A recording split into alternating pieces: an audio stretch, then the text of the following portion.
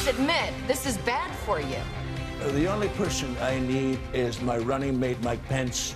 I love Mike Pence. I respect Pence. I'll always have Pence.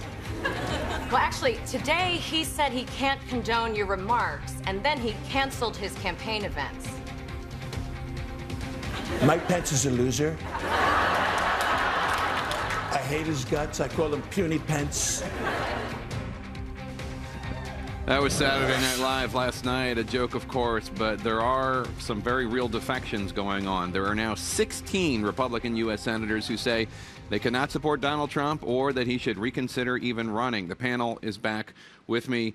Amanda, 16 senators. Take a listen to Senator Mike Lee, who, to be honest, has never really been a big Trump supporter, but this is pretty surprising. You, sir, are the distraction. Your conduct, sir, is the distraction. Step aside. Step down. Allow someone else to carry the banner of these principles.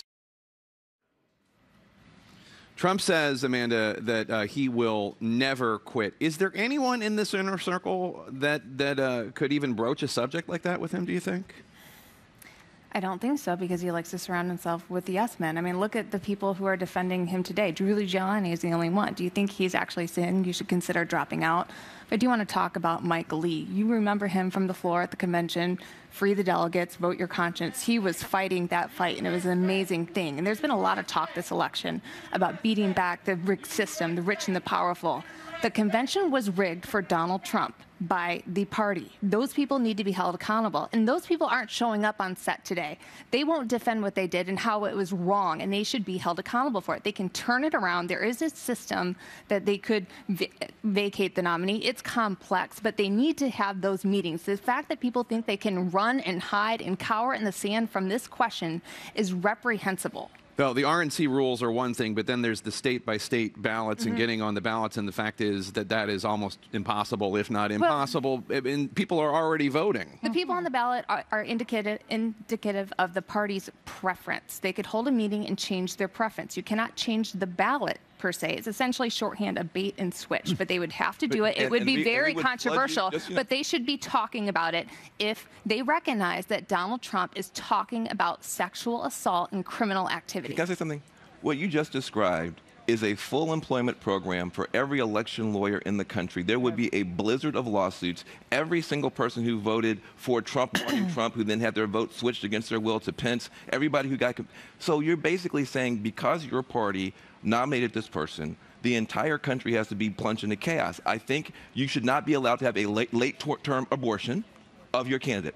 You are late in the term. You have to go ahead with this process. They should look at all options possible. Well, this is a crisis.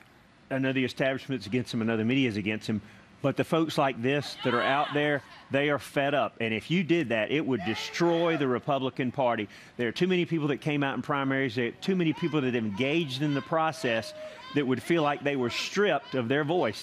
Whether you like him or not, he was the nominee, and he is the nominee, and he's going to be on the ballot, and it's down to two candidates, so who's going to be president, and you would absolutely send the Republican Party back 3 decades as to being ever able to get people to come out and engage in the process again. The party's made their bed, and now they have to lie in it. I'm sorry, Amanda, but it's true. Look, the people behind us are supporting Trump, and his steadfast supporters, I believe, will continue to support Donald Trump, but he needs more than his steadfast supporters.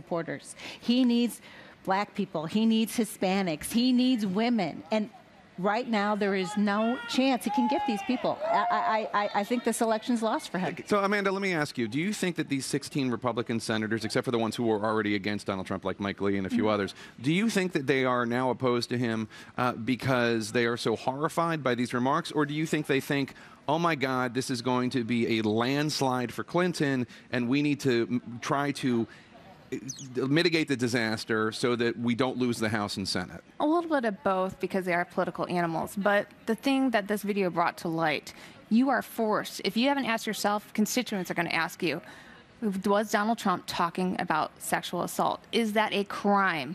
Will you enable that behavior? Because if you say, I'm going to support him, I'm going to endorse him, you are complicit.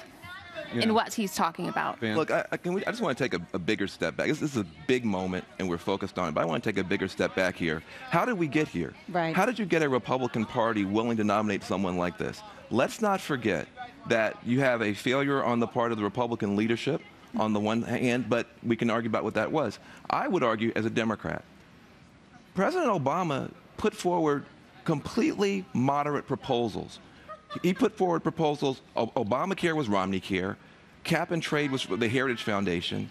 The American Jobs Act was tax cuts for small businesses. These were things that Republicans found acceptable until he got there. We've had 8 years now of complete obstruction from the Republican leadership, all blaming President Obama when he was trying to do moderate things and calling that socialism. So you now create a situation where you've sown the seeds for extremism inside your own party, and now you're reaping those fruits. And Jake, it's not just the Republican Party, like Van says. It's the Democrat Party, too, because if Hillary hadn't stolen this, Bernie Sanders would be the nominee. And two folks that ran against the establishment that are absolutely fed up with the system.